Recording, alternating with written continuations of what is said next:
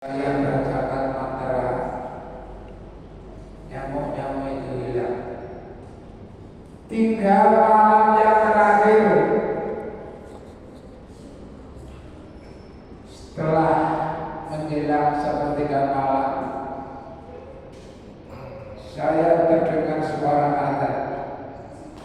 Padahal saya paling benci mendengar suara azan. Dia tetap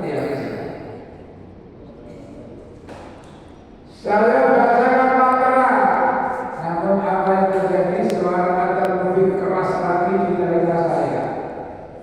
Saya bacakan kedua kalinya, tambah keras lagi.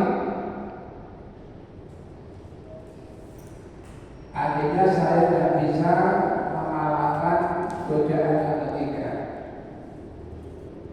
Saya keluar dari pendopo, langsung saya ke sungai.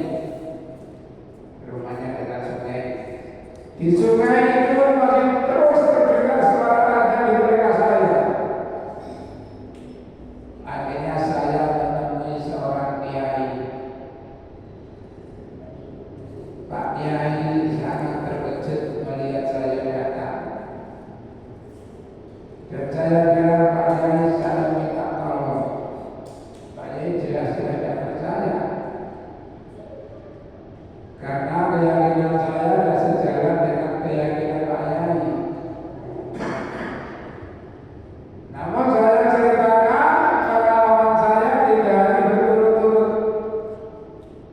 Akhirnya beliau menyarankan saya untuk datang ke satu tempat. Coba bergurulah ke sana. Saya berguru beberapa hari, mungkin sampai bulan. Saya rasakan kok masih ada bau seperti keyakinan saya. Akhirnya saya pergi lagi mencari guru. Tepat si di gurunya itu baca pulau begini Kediri gitu. Dari situlah saya mendapatkan pencerahan. Jadi hidayah, bolak-balik kalau hidayah, anugerah. Dan saya benar-benar merasa mendapatkan hidayah. Nama samarin guru ini di kontrol itu. Dan masa berpakai kalau usianya sama kalian 10. Dari situ beliau banyak menimba ilmu, dan akhirnya apa yang terjadi begitu saya pulang, saya diancam oleh paman saya mau disembelih. Namun saya tidak putus asa terus. Ya namanya orang tua saya sendiri sebenarnya tidak sejalan dengan saya. Sudah berkhianat. Saya diberikan uang oleh orang tua saya. Alhamdulillah. Ketika itu saya menyatakan untuk pergi haji. Kalau menyebut ya saya tidak bermenopor, yang jelas akhirnya dia masuk Islam. Jadi sekali lagi, Masya Allah, innal huda hudallah. Petunjuk itu hanya milik Allah. Rasulullah bersatu namanya petunjuk. Bagaimana upaya Rasulullah untuk mengimankan pamannya? Menjelang kematiannya ditunggoni, diajari ya jadi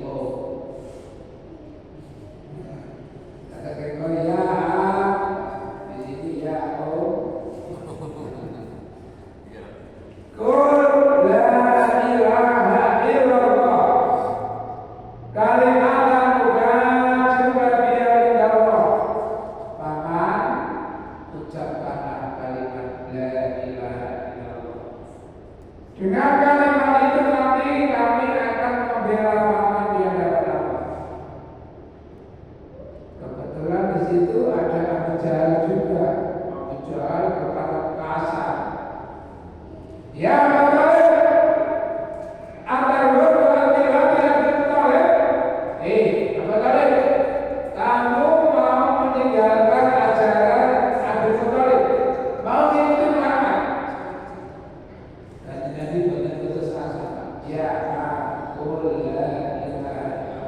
Lagi-lagi Abu Jahal juga nyekrok. Nabi mengulang kembali, Abu Jahal mengulang kembali. Apa yang terjadi? Wahai Muhammad, kata Abu Thalib, seandainya saya tidak khawatir bahwa wanita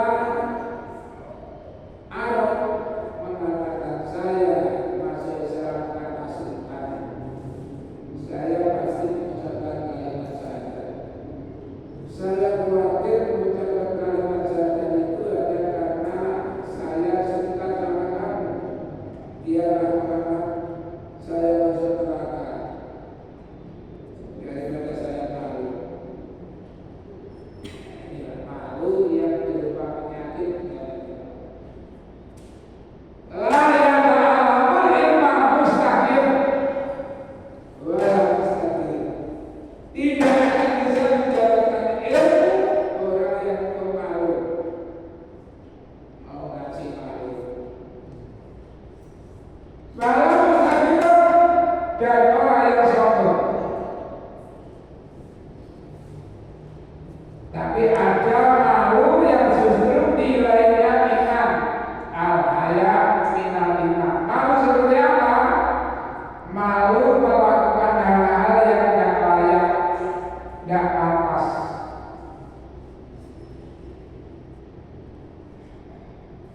Pelaku oleh makan, maaf, pakai celana pendek dan pakai baju malu, itu adalah iman. Jadi al-haya'u minal iman, malu adalah bagian daripada. Sementara saat itu banyak orang yang tidak punya malu.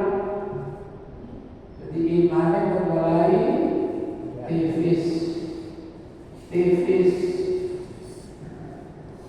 tipis, sakit tipis. Nanti tadi ada diisi. Kapan saya kucing kalau ada diisi jadi kucing itu cirian kalau gini, kami itu bunyi pak, usulnya waktu awalnya itu kucing kami. Saat ini bahkan alamat kita depan kami sudah diisi jelas.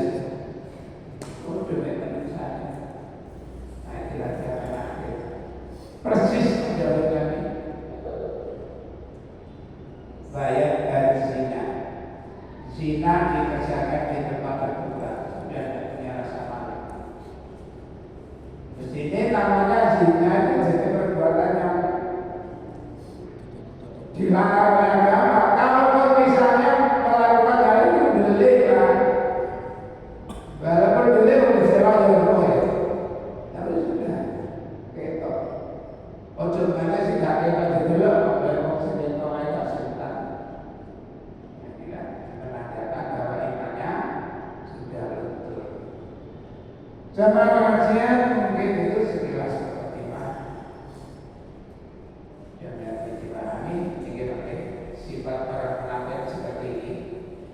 A'udzubillahi minasyaitonir rajim.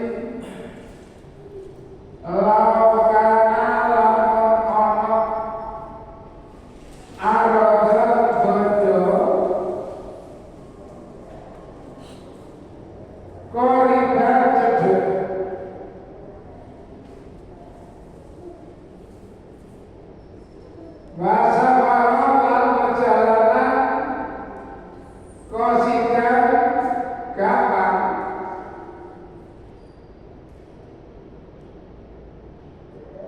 Lapa gapu kaya dimanut sama menambah insiroman. Jadi ciri orang munafik kalau diperkirakan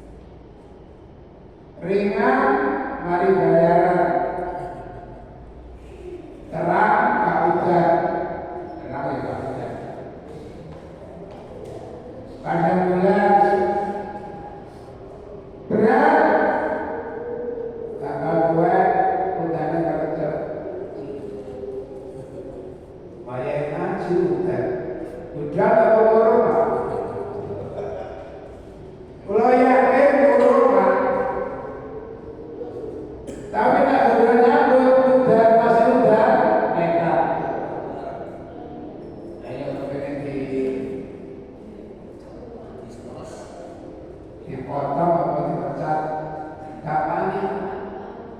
Jadi mereka takut kena sanksi yang dibuat oleh manusia, namun mereka tidak takut dengan sanksi yang dibuat oleh Allah.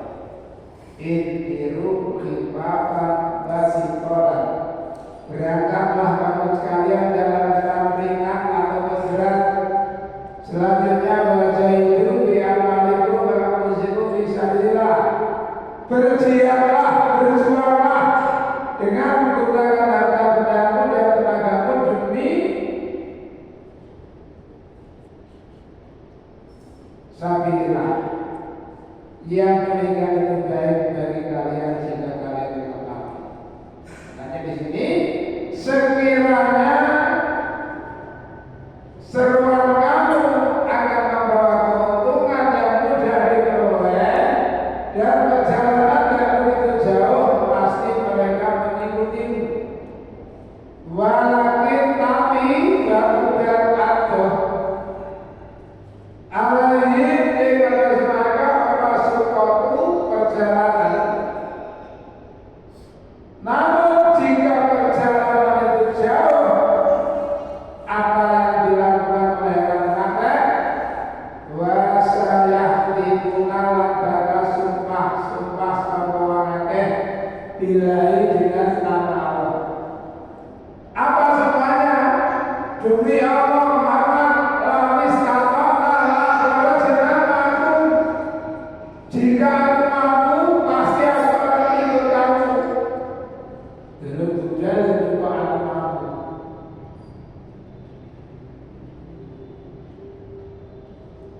Ternyata yuhlikuna ngerusak semuanya jauh dengan diri kami. Alasannya itu akan merusak dirinya sendiri. Makanya dalam surat 2 yukhadi'una Allah walladzina amanu wa ma ya'lamuna illa anfusahum wa ma yashkurun. Mereka maunya menipu Allah, menipu orang iman dengan menyatakan jangan melo-melo, tapi berlain batin. Tujuannya menipu Allah, menipu orang iman. Namun sebenarnya mereka bukanlah menipu Allah, menipu orang iman, namun justru menipu dirinya sendiri. Orang cari kerja, berarti ada pekerjaan tetap, sampai sekedar sehingga tetap betul boleh kerjakan. Sedina nggak boleh dikira di sekedar. Bapaknya ada pekerjaan, jadi bapak itu padahal sebelum boleh. Gak nipu keluarganya, tapi nipu diri sendiri. Nah, supaya ini dina satu kalau bayarannya sama seperti itu. Ibu betul itu. Dan mereka kurang-kurang iman baik dalam Tuhan tidak mau bahwa mana. Apabila ketemu dengan mereka dia tidak bisa beriman. Baik dalam Tuhan baik dalam ila sayatihim qalu inna ma'akum. Namun apabila mereka telah terlewatkan dengan menangan ketemu dengan teman-teman saya ini, itu teman-teman mereka bilang, dia bilang, aku masih teman kamu seperti dulu. Inilah.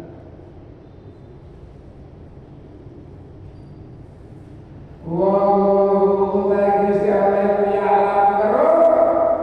Nah, innahum satya wa munafik iku lakadi guna jadi golongan. Orang munafik sejak dulu kala itu pembawa jeneng Nabi ayatul munafiki salasun.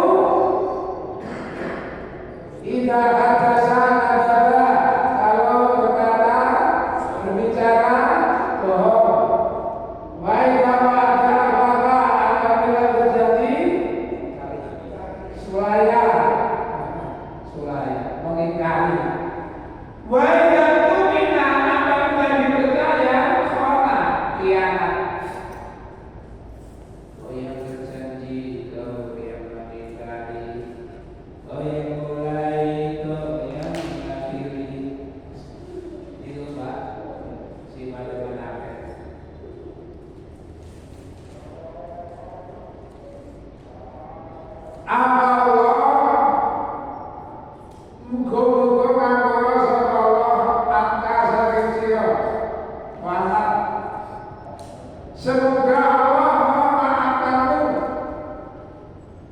Lima adinta alek barang kami dini siro. Lalu pada mengenai mengapa kamu memberikan izin mereka untuk tidak pergi perang? Hatta yatabayyana jelas laka kedua siro anak. Sopo ala dinamakan saudara jujur teman. Wa ta'ala malam bersiro al-kadhibina ikum kakdoro kakdeh. Jadi ketika itu ada sebagian orang-orang munafik minta izin, ya Rasulullah, inna tulilana ahwa nabi beliau mulai berhentian. Kalau izin bertemu, ya wes apa-apa.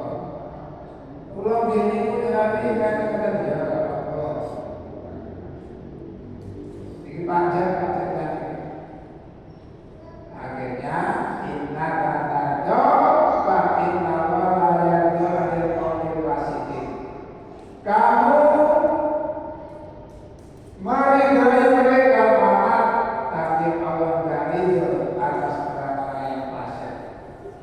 Mereka hanya mengatakan dengan mulutnya, sedangkan hatinya tidak seperti itu. Ini gimana? Ya guru Nabi Arsinati. Mereka mengatakan dengan lidahnya begini, Malaysia,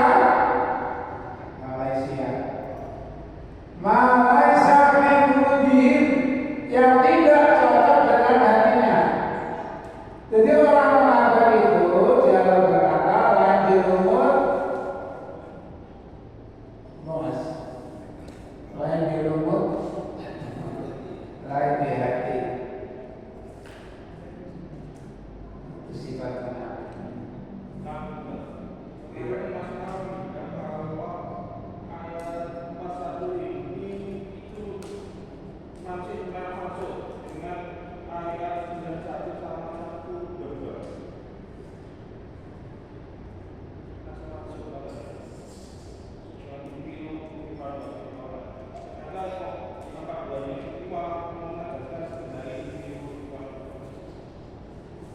Maksud ya, maksud itu memang ada. Jadi satu contoh ya, kita seringkali menyampaikan langsung dini itu variasi. Itu kan surat Makkiyah. Jadi kalau ini diterangkan di sini ramai. Kalau diterangkan di sini ramai. Jadi langsung dini itu variasi agamamu. Ternyata di dalam surat ini nanti ada jadi jawab.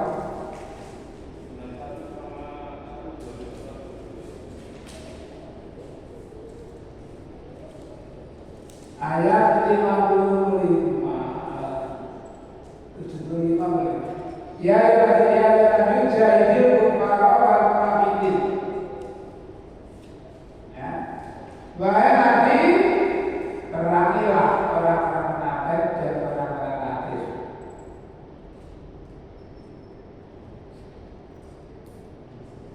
Wa'udhu alaihim dan bersikap kasarlah terhadap mereka.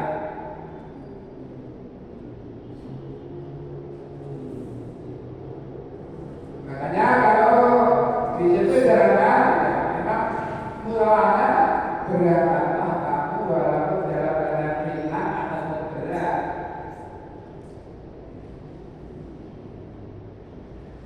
Jadi ya memang ada saya mansuh itu diganti nasib itu bukan artinya ayatnya yang dihilangkan, pelaksanaannya. Jadi maaf ya saya ulang kembali, lakum dinukum waliyadin, bagimu agamamu, bagimu agamamu. Udah, silakan. Di dalam surat Madaniyah Allah memerintahkan Muhammad untuk memerangi orang-orang kafir, orang-orang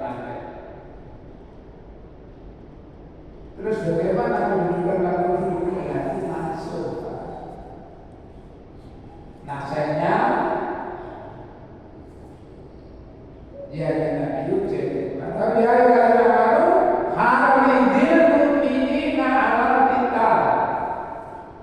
Wahai Nabi, ajarlah para imam untuk berperang. Masanya dan masa di Mekah pun Madinah.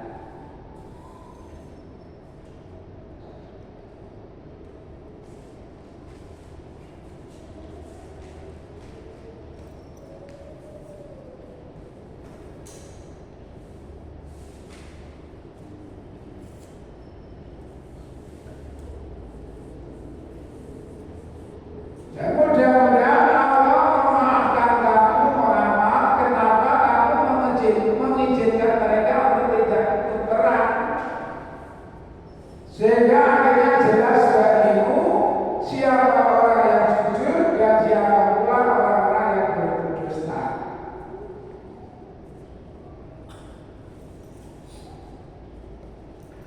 Nah, sebagai orang yang beriman, benar beriman, benar hanya mulutnya, ini sifatnya di la yasta'dinuka. Orang jaluk idin insiro Muhammad sapa aladina wa'ake yu'minuna kan iman jama'ake bila ikraman Gusti Allah wal yaumil akhir lan iman marang dina akhir. Orang jaluk idin ayin jayadu yang supaya jihad jama'ake bi amalihim nganggo bandane wa'ake jihiman awake tenagane. Sebagai orang yang beriman tidak akan minta izin kepadamu kalau disuruh berjihad fisabilillah. Orang yang suka alasan itu adalah orang-orang munafik. Makanya maaf, dulu ada seorang sahabat yang namanya Anas bin Nadir. Ketika terjadi perang Badar, dia tidak tahu karena sedang pergi. Sedangkan perang Badar itu terjadi dengan tiba-tiba, bukan ada perundingan kesepakatan sebelumnya. Perang awal-awal itu disepakati, ya mari kita perang di mana di sana, mulai kapan? Perang Badar terjadi kalau ibaratnya jagung peluru, warna peluru ini peluru maju kabritan. Sehingga ada orang-orang yang tidak bisa ikut, walaupun jaminannya besar. Semua orang yang ikut dalam perang Badar dijamin surga. Bahkan semua kesalahannya diampuni oleh Allah. Pernah satu saat ada sahabat yang bernama Malik bin Dusun di sana, namanya Malik. Dia Malik itu mau kirim surat kepada temannya yang ada di Mekah. Isi surat memberitahukan bahwa orang Islam akan menyerang Mekah. Karena Malik bin Abi Baltaah, bukan saya bin Dusun. Malik bin Abi Baltaah, dia punya harta di Mekah yang disuruh jaga adalah temannya di sana. Diberitahu. Sebelum surat nyampe di Mekah, Allah memerintahkan Jibril, temui Muhammad, katakan ada salah satu sahabatnya yang mau kirim surat ini berbahaya. Lalu Nabi memerintahkan Ali, Mikdad, dan salah satunya siapa saya lupa.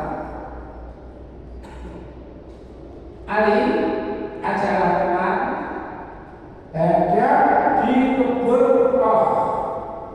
Di sana nanti ada seorang cewek yang membawa surat,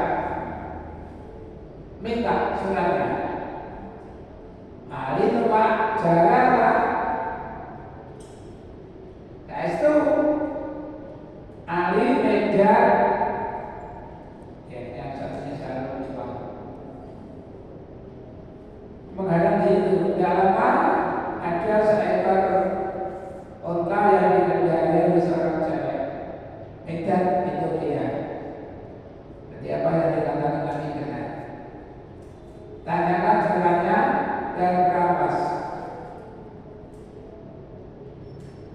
Wanita tidak tahu surat apa yang kamu tanyakan. Saya tidak ngerti tentang surat-surat. Udah, kamu jangan banyak alasan. Serahkan surat yang kamu bawa. Saya tidak bawa surat, tidak ngerti surat saya. Tidak menjengkel. Mundur, kan? Ali dengan nada kasar. Tolong serahkan surat yang kamu bawa. Sudah aku bilang saya tidak ngerti surat apa yang kamu maksud itu.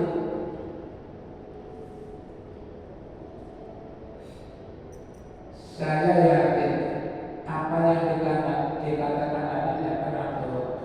Sekarang pilih satu di antara dua. Kamu serahkan surat yang kamu bawa, ataukah kamu harus saya lepas pakaian kamu satu persatu digedakkan.